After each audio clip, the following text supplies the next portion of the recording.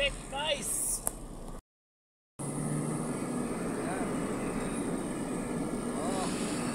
Number 1, suspect. Ayan o. Ayan. Get out sa'yo ba di? Sa ano natin, sa buhay natin mga driver, hindi natin maiwasan yung ano, yung aberya sa lensangan.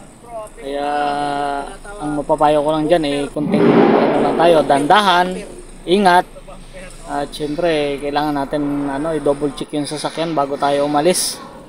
Oo, para iwas tayo sa aberya kung sakali. Pero hindi natin yan maiwasan, katulad nga ng sinabi ko.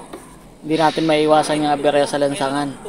Ang pinaka-the best lang natin dyan, pray at saka dubling ingat at panatilihin nating kalmado lagi sa lansangan. Tulad nitong nadaanan natin, ay talaga namang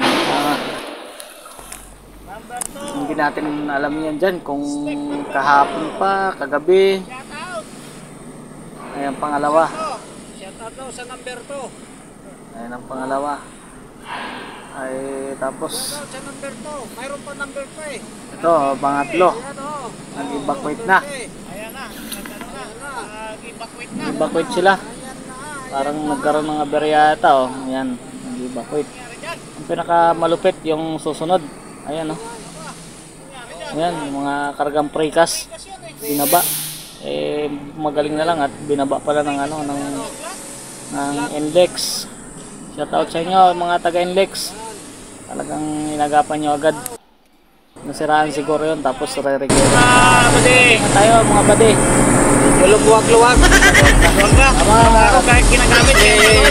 Araw-araw gamit. Araw-araw na gamit. Maluwag na. Wala na yung Sabado. Alim. Ano na. Lalaki ng wifi. Saan talaga sa paslin, Oo. Hindi lumabas sa kabila. Ano yung market Paslin talaga. Inawat talaga. Paslin.